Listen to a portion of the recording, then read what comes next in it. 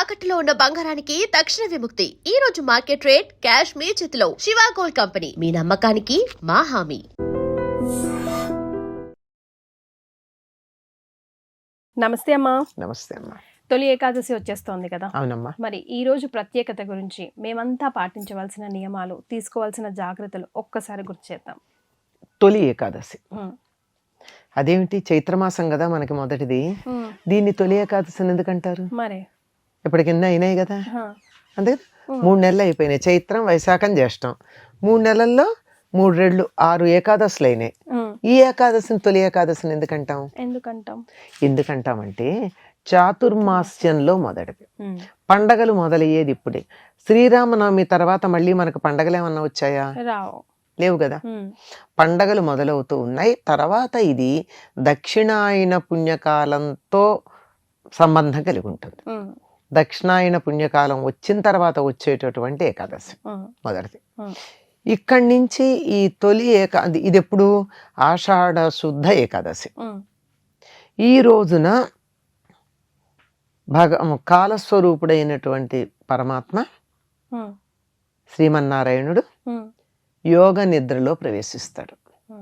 అదేంటమ్మా, పండుగలు స్టార్ట్ అయ్యే వేళ ఆయన పడుకుంటే మనం అంతా ఎవరిని ధ్యానించాలి? అదే, ధ్యానం చెయ్యాలి కానీ ఆర్భాటాలు చేయకూడదు. ఆయన నిద్రకి వెళ్ళినటువంటి సమయం ఇది.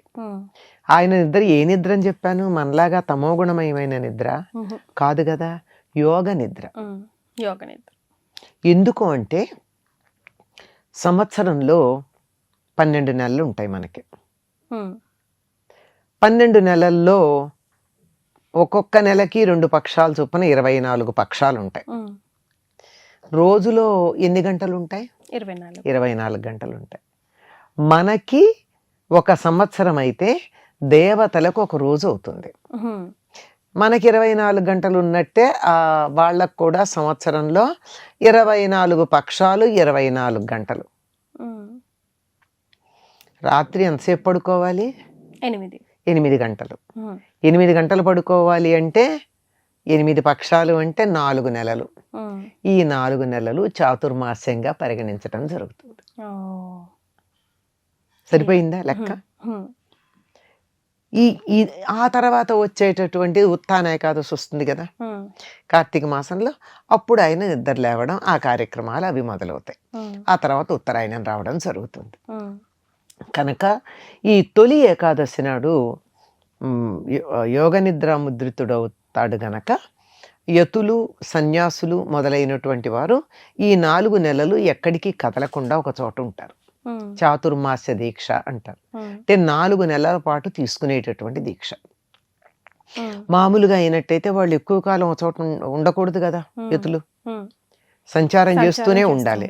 ఈ 4 నెలలు అంటే వానలు పడి బాగా నదులు మొదలైన ఉధృతంగా ఉండి వాటి వల్ల వచ్చేటటువంటి వరదలు మొదలైనవన్నీ వస్తాయి కదా. ఇవన్నీ పోయేదాకా ఒక చోట ఉండాలి. తర్వాత ఆషాఢమాస ప్రారంభంలో ఇంకా గ్రీష్మ ఋతువే ఉంది కదా. ఆ గ్రీష్మ ఋతువు తాలూకు ఫలంగా ఎండలు ఉంటాయి. వర్షానికి వర్షాలు పడుతూ ఉంటాయి. ఎండలు వర్షాలు రెండు కలిపి వచ్చేటప్పటికల్లా వాతావరణం చికాగ్గా ఉంటుంది.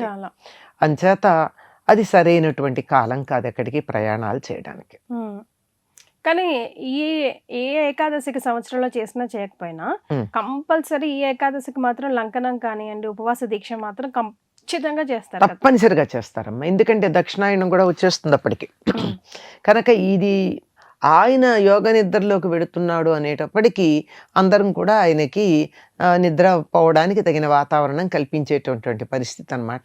అందుకని ఉపవాస దీక్ష చేస్తారు. ఈ నెలంతా కూడా ఈ చాతుర్మాస్యాల్లో కూడా 4 నెలలు 4 రకాల ఆహారాలు వర్జనం చేస్తారు. మా గృహస్థులకు కొన్ని నియమాలు ఉన్నాయి, యతులకు కొన్ని నియమాలు ఉన్నాయి ఈ చాతుర్మాస్యంలో. కానీ ఇది మొదటి రోజు కనుక ఈ రోజున తప్పనిసరిగా ఉపవాస దీక్ష చేస్తారు. ఉపవాసం అంటే అర్థం ఏంటంటే ఏం తినకుండా ఉన్నంత మాత్రాన అది ఉపవాసం అవ్వదు. ఆ రోజు ఉండాలి అంటే భగవంతుని దగ్గరగా ఉండాలి, భగవంతుడిని ధ్యానం చేయాలి. ఆయన నిద్రలోకి వెళ్ళబోయే ముందు మనం ఆయన్ని ధ్యానం చేస్తూ ఆయన దగ్గర ఉంటే ఆ 4 నెలలు ఆయన మనసులో ఉంటాం కదా మనం. ఆయన లాలిపుచ్చినట్టు. లాలిపుచ్చడం అంటే అదే. నిద్రపోబోయే ముందు ఏం ఆలోచిస్తే అదే ఉంటుంది. మరి ఆయన మన గురించి ఆలోచించేటట్టుగా ఆ రోజంతా ఆయన్నే ధ్యానం చేస్తుంటే ఆయన మనసులో ఉంటాం. అందుకని ఈ రోజు తప్పనిసరిగా ఉపవాసం చేయమని చెప్తారు. సాధారణంగా ఏకాదశి ఉపవాసం చేసేటప్పుడు ఎవరైనా ఆరోగ్య పరిస్థితుల వల్ల కానీ మరొక కారణంగా కానీ పూర్తిగా ఉపవాసం చేయలేని పరిస్థితుల్లో ఉంటారనుకో, అప్పుడు ఏం చేయొచ్చు, తేలిగ్గా పాలు తీసుకోవచ్చు, పళ్ళు తీసుకోవచ్చు. ఒకటి మాత్రం తప్పనిసరి ఏమిటంటే ఉప్పు తినకూడదు. ఉప్పు, కారం, పులుపు, చింతపండు ఇవేం లేదు. ఏదన్నా కొంచెం వండిన పదార్థం తినకూడదమ్మా బేసికల్గా వండిన పదార్థం కానీ. ఇప్పుడు ఆ మాట అంటే పాలు కూడా కాచారు కదా అని నా మనవడు ఒకసారి అడిగాడు నన్ను. అంతే కదా, అంతేగా. అట్లా కాకుండా ఆహారంలో పాకము అంటే పాలు కాచటం పాకం కింద లెక్క రాదు. అంటే దాంట్లో ఏదైనా ఇతర పదార్థాలు వేసి చేస్తాం. అయితే మనం కూర చేస్తే ఉప్పు వేయకుండా చేయలేం కదా, ఏం వేసినా వేయకపోయినా. ఎక్కువ కాకపోయినా ఇంత వేయందే కూర ఉడకను కూడా ఉడకదు. కనుక అట్లాంటివి ఏం లేకుండా పాలు, పళ్ళు. ఒకవేళ అది కూడా మాకు ఆగలేమో అని ఉంటుంది కొంతమందికి, ఘన పదార్థం కావాలి. పండు కూడా ఘన పదార్థం కాదు వాళ్ళ లెక్కలో. అటువంటి వాళ్ళు ఏం చేయొచ్చు అంటే ఉప్పు లేకుండా ఏదన్నా చేసుకుంటారు. సాధారణంగా ఉత్తర దేశంలో వాళ్ళు అయితే చపాతీలు చేసుకుని అందులో ఉప్పు లేకుండా చపాతీ చేసి దాంట్లో కొద్దిగా బెల్లాన్ని నంచుకొని తింటారు. కానీ మన దక్షిణ దేశంలో వాళ్ళకి చపాతీలు అలవాటు ఉండేది కాదు పూర్వం. అప్పుడు ఏం చేసేవారు, ఉప్పు లేకుండా ఉప్పిడి అని చేసేవారు. అదే తర్వాత ఉప్పుడి పిండి అన్న పేరు వచ్చింది, దాంట్లో ఉప్పు కూడా వేస్తాం. కానీ ఉప్పిడి, ఉప్పు లేనిది. ఉప్పు లేకుండా బియ్యపు రవ్వని నీళ్లలో వేసి, మరుగుతున్న నీళ్లలో వేసి ఉడకబెట్టుకుని అది తింటాం. అలా ఏదైనా లేదు, ఏదన్నా అందులో కొంచెం పాలు పోసుకుని తినడం. తేనె వాటర్ తాగినా ఎక్కువసేపు ఆకలి ఏదనిపిస్తుందమ్మా? ఏదో ఒకటి ఏదైనా సరే తేనె అలాంటివి తీసుకోవచ్చు. కానీ ఈ రోజు ప్రత్యేకంగా ఏం తింటారంటే ప్రత్యేకమైన ఆహారం ఉంది వాళ్ళ ఉపవాసంలో. ఇదొక్కటే నైవేద్యం పెట్టుకుని తింటారు. ఏమిటంటే పేలపిండి. పేలపిండి అంటే జొన్నలు పేలాలుగా చేసి, పేలాలుగా చేయడం అంటే ఈ రోజుల్లో లాగా మనకి పాప్కార్న్ లాగా కాదు కదా, అది వేరు. ఇది వేయిస్తారు చక్కగా, మంగళంలో వేయిస్తారు. కొంచెం పొడి పొడుగు ఉంటాయి కదమ్మా. ఏం లేదు, మొక్కజొన్నలమ్మా. కార్న్, ఎండిపోయిన కార్న్, మొక్కజొన్న. ఆ ఎండిపోయిన కార్న్ తెచ్చి వేయిస్తే అవి కూడా ఇలా విచ్చుకుంటాయి. కాకపోతే మీరు పాప్కార్న్ మిషన్ లో వేసినట్టు ఇంతంత రావు, కొంచెం చిన్నగా వస్తాయి, బానే వస్తాయి. కానీ అది వేయించే తీరు బట్టి చేత అయినటువంటి వాళ్ళు, ఇంకా కొంతమంది బాగా జాగ్రత్తగా చేయాలని చెప్పి ఇసుక అడుగున వేసి పైన వేయిస్తారు. కానీ ఇసుక వేసినప్పుడు కొద్దిగా అలా పువ్వులాగా విచ్చుకున్న దాంట్లో ఇసుక గుచ్చుకునే ప్రమాదం ఉంటుంది. అందుకని జాగ్రత్తగానే ఉండాలి. వేయించి దాన్ని దంచుతారు, దంచి బెల్లం వేసుకుని తింటారు. ఈ రోజు తినేది పేలపిండి. అమ్మ, నేను ఒకటి విన్నాను.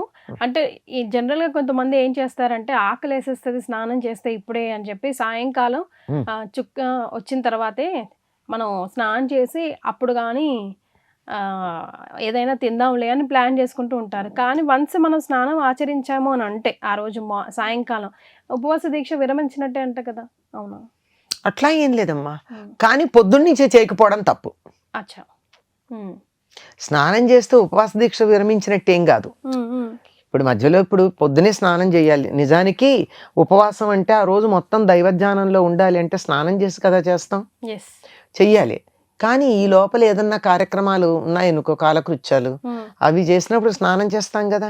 అంచేత స్నానం చేస్తే ఉపవాస దీక్ష విరమించినట్టని నేను ఎక్కడా శాస్త్రంలో చదవలేదమ్మా. ఓకే, సో అదేం కాదు. కొన్నిటికి ఉన్నాయి కానీ దీనికి కాదు. ఉదాహరణకి రాత్రి 12కో 11:30, 12 ఆ ప్రాంతాలు పెళ్లి అవుతుంది అనుకో, ముహూర్తాలు అప్పుడు ఉంటే, అప్పుడు మళ్ళీ తెల్లారుజామున అది కంటిన్యూ అవుతూ ఉంటాయి కార్యక్రమాలు. అంటే వైదిక పద్ధతిలో చేసుకునే వాళ్ళకి సంప్రదాయంగా కంటిన్యూ అవుతూ ఉన్నాయి. 12 దాటిపోయింది లేకపోతే 2 అయిపోయింది కనుక మేము మొహం కొడుకుని స్నానం చేసి వస్తామని వాటికి వెళ్ళరు. అట్లాంటివి కొన్ని యజ్ఞ దీక్షలు వాటికి ఉంటాయి తప్ప వీటికి అట్లాంటిది స్నానం చేస్తే అయిందని కాదు. అసలు పొద్దున్న నుంచి స్నానం చేయకపోవడం చాలా తప్పు. ఏకాదశి నాడు తప్పకుండా చేయాలి కదా. అయితే అమ్మ సైంటిఫిక్ రీజన్స్ కూడా ఉన్నాయి ఏకాదశి రోజు మనం ఉపవాస దీక్ష ఎందుకు చేస్తాము అన్న దానికి కదా. మరి ఈ రోజు అస్సలు తీసుకోకూడదు, అస్సలు చేయకూడదు అన్న పనులు. తలంటి పోసుకోకూడదు ఏకాదశి రోజు అభ్యంగన స్నానం, మామూలు స్నానం కూడా చేయకూడదు. తల స్నానం చెయ్యాలి, అభ్యంగన స్నానం చేయకూడదు. ఓకే. తలంటి స్నానానికి తల స్నానానికి తేడా ఉందని మనం చాలాసార్లు చెప్పుకున్నాం. తలంటి పోసుకోకూడదు, నూనె రాచుకోవడం అది చేయకూడదు. అదే అండి ఏకాదశి నాడు తలంటి ఇట్టి పరిస్థితిలో పోసుకోరమ్మా ఇళ్లల్లో. తర్వాత మగవాళ్ళు క్షవరం చేయించుకోవడం అవి చేయరు, అది చేయరు. తర్వాత ఆ రోజు ఇంకా వీలైనంత వరకు ఏమాత్రం ఆరోగ్యం ఉన్న వాళ్ళైనా ఏమీ తినకుండా ఉండడం మంచిది. లేదంటే పళ్ళో పాలో తీసుకోవచ్చు, అంతే. అంతే. ఇంకా మామూలుగా మనకి ఏ ఉపవాస దీక్ష చేసినా, ఏ దైవధ్యానం చేసినా, పూర్తిగా దైవానికి అంకితమైనటువంటి పనులు చేసినా ఆ రోజుల్లో పాటించాల్సినవి ఏంటంటే ముందు రోజు బ్రహ్మచర్యం పాటించాలి. ఆ రోజు సూర్యోదయానికన్నా ముందే స్నానాధికాలన్నీ పూర్తి చేసుకుని నిత్య నైమిత్తిక క్రియలు అంటారు, నిత్యం చేసే పూజలు అవి ఉంటాయి కదా. సంధ్యావందనం ఉండే వాళ్ళకి సంధ్యావందనం ఉంటుంది, లేనటువంటి వాళ్ళు మామూలు పూజ ఉంటుంది. ఇవన్నీ మామూలుగా చేసుకునేవన్నీ చేసుకున్నాక ఇవన్నీ అనుసరించాలి. అంతే. వీలైనంత వరకు ఎవరిని తిట్టకుండా ఉండడం, దెబ్బలాడకుండా ఉండడం, అబద్ధం ఆడకుండా ఉండడం, ఇవన్నీ కూడా మనకి వ్రతాల్లో పాటించాల్సిన నియమాలు. కానీ అవి మాత్రం మర్చిపోతాం మనం, అంతే. సరే మా ధన్యవాదాలు. And for more videos, Please subscribe to iDream. Please subscribe to iDream. Please subscribe iDream. And please subscribe to iDream. For more videos, subscribe to iDream. please like, share and subscribe to the channel. Congratulations, iDream. Subscribe to iDream. Subscribe to iDream. So subscribe to iDream Media. iDream ki iDream team andarki huge congratulations. Please subscribe iDream Media. Please subscribe to iDream. Subscribe iDream. Please subscribe to iDream. iDream అంటే నా కళల ఛానల్ను subscribe చేసుకున్న నోరు తిరుగుతలేదు, మీరైతే గంట గుర్తు కొట్టండి. For more such videos, please subscribe to iDream. Subscribe to iDream. Please subscribe to iDream. Please subscribe iDream Media. Please do subscribe to iDream. Please subscribe to iDream Media. For best entertainment and information, please subscribe iDream. And don't forget to subscribe to iDream.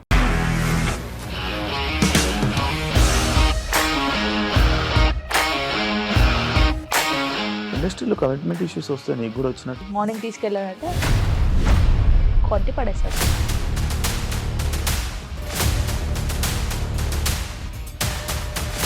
ఒక్కళ్ళు కూడా చూడలేదు ఈ cinema అని చెప్పడానికి కూడా చాలా ధైర్యం కావాలి. అది నిజం కదా, దాంట్లో ధైర్యం ఏంటి? ఇది నెక్స్ట్ డే ప్లేట్ మార్చేస్తే తప్పు కదా. As of now, we are comfortable this అని నేను అనుకుంటున్నాను. రష్మిక గారిది మీది ఒకే ఊరు అంట కదా. నీకు కోపం వచ్చిందంటే బాగా తిట్టేత్తరా? తిట్టేద్దామండి. నిజంగా గేమ్ ని ఎలా చేంజ్ చేయగలిగారు? APSFC వాళ్ళకి 6 నెలల్లో నేను 6 లక్షలు కట్టా. బిజినెస్ చేయాలనుకుంటే it is as difficult as riding a tiger.